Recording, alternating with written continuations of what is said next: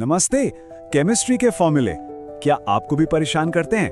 कोई बात नहीं, आज हम फटाफट देखेंगे कि रेलवे और दूसरे एग्जाम्स में आने वाले सबसे जरूरी केमिकल फॉर्मूलों को याद करने का सबसे आसान तरीका क्या है। एग्जाम का प्रेशर और इतने सारे केमिकल फॉर्मूले, इनको याद रखना थोड़ा मुश्किल लगता है ना? पर फिक्र बिल्कुल मत कीजिए, अगले कुछ ही मिनटों में हम इन मुश्किल दिखने वाले फॉर्मूलों को इतना आसान बना देंगे कि आप इन्हें चाहकर भी नहीं भूल पाएंगे। तो शुरू कहां से करें? चलिए शुरू करते हैं कुछ बहुत ही जानी पहचानी चीजों से, उन फॉर्मूलों से जो हमारे घरों में ही मौजूद हैं। इससे बढ़िया शुरुआत और क्या होगी? देखिए, सबसे पहले तो है हमारा कॉमन सॉल्ट यानी सोडियम क्लोराइड NaCl। फिर आती है चीनी जिसे हम सुक्रोज कहते हैं C12H22O11। और हाँ, इंस्टेंट एनर्जी देने वाला ग्लूकोज C6H12O6। ये सब हमारी रोज की जिंदगी का हिस्सा है और इनके फॉर्मूले याद रखना भी उतना ही आसान है।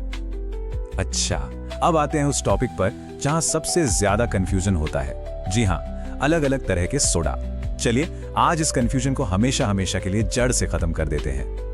तो एक तरफ है खाने का सोडा यानी बेकिंग सोडा जिसका फॉर्मूला है NaHCO3, और दूसरी तरफ है वॉशिंग सोडा यानी धावन सोडा जिसका फॉर्मूला है Na2CO3.10H2O। अब ध्यान से देखिए, सबसे बड़ा फर्क क्या है? बेकिंग सोडा में मौजूद ये H यानी हाइड्रोजन।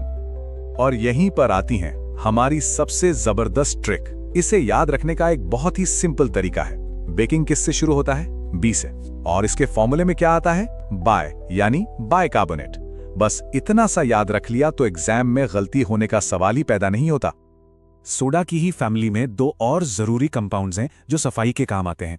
एक है कास्टिक सोडा NaOH जो बंद नालियों को खोलने के काम आता है, और दूसरा है ब्लीचिंग पाउडर CaOCl2 जो कपड़ों से दाग हटाता है। ये दोनों फॉर्मूले भी बहुत बहुत जरूरी हैं। ओके, सोडा वाला कंफ्यूजन तो दूर हो गया। अब चलते हैं अगले ग्रुप की तरफ। अब हम समझेंगे चूना और जिप्सम से जुड़े कंपाउंड्स की पूरी फैमिली को। तो देखिए, ये तीनों एक ही परिवार के हैं। सबसे पहले है बिना बुझा चूना यानी कैल्शियम ऑक्साइड CaO। अब जब हम इसमें पानी मिलाते हैं तो ये बन जाता है बुझा हुआ चूना, मतलब कैल्शियम हाइड्रोक्साइड CaOH2। और तीसरा है चूना पत्थर या कह लें संगमरमर जो होता है कैल्शियम कार्बोनेट CaCO3। अब ये प्रोसेस देखिए, ये बहुत इंटरेस्टिंग है। जब हम जिप्सम CSO4.2H2O को, जिसमें पानी के दो मॉलिक्यूल्स होते हैं, गर्म करते हैं तो क्या होता है? ये बन जाता है प्लास्टर ऑफ पेरिस यानी POP CSO4.12H2O। मतलब पानी का बस आधा मॉलिक्यूल रह जाता है। देखिए, ये रिलेशन याद रखना कितना आसान है। ठीक है, अब बात करते हैं कुछ बहुत जरूरी गैसों और एसिड्स की, जिनके बिना इंडस्ट्रीज तो चल ही नहीं सकती और जिनसे जुड़े सवाल एग्जाम में बार बार पूछे जाते हैं। कुछ गैसें अपने कॉमन नामों से ज्यादा फेमस हैं, जैसे कि लाफिंग गैस, ये है नाइट्रस ऑक्साइड N2O। फिर है मार्श गैस जो दलदली जगहों पर मिलती है, ये असल में मीथेन CH4 है और बायोगैस का मेन कंपोनेंट भी। और हाँ, टीयर गैस यानी अश्रु गैस, इसका फॉर्मूला C10H5Cl N2 थोड़ा कॉम्प्लेक्स है, पर इसे भी ध्यान में रखना जरूरी है। एसिड्स की बात करें तो सबसे पहले आता है king of chemicals sulphuric acid H2SO4।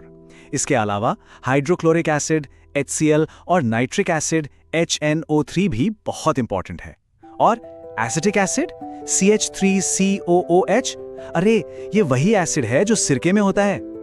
अब हम अपने फाइनल सेक्शन में आ गए हैं, जिसमें कुछ और ऐसे फॉर्मूले हैं जो अक्सर पूछ लिए जाते हैं।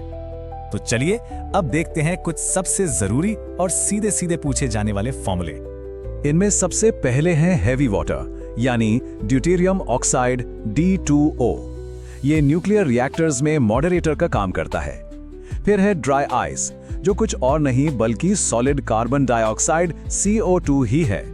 और सिंदूर का केमिकल फॉर्मूला वो है मर्क्यूरिक सल्फाइड HGS। और आखिर में ये स्पेशल वाला फॉर्मूला फिटकरी यानी एलम। इसका फॉर्मूला देखिए K2SO4.Al2SO43.24H2O। ये काफी लंबा और कॉम्प्लेक्स है ना, और बस इसी वजह से ये एग्जामिनर्स का फेवरेट क्वेश्चन बन जाता है। तो इतनी सारी बातों में से वो एक सबसे बड़ी ट्रिक क्या थी? वो क्या चीज है जो आपको जरूर याद रखनी है? ये बात गांठ बांध लीजिए, बेकिंग सोडा और वॉशिंग सोडा का फर्क। बेकिंग सोडा में B आता है और उसके फॉर्मूले में H होता है। ये छोटी सी बात आपको एग्जाम में बड़े नंबर दिला सकती है। तो अब इन फॉर्मूलों से डरने की कोई जरूरत नहीं है, बल्कि इन्हें अपनी ताकत बनाइए। अब आप केमिस्ट्री के सवालों का सामना करने के लिए पहले से कहीं ज्यादा तैयार हैं। आपके एग्जाम के लिए बहुत बहुत शुभकामनाएं।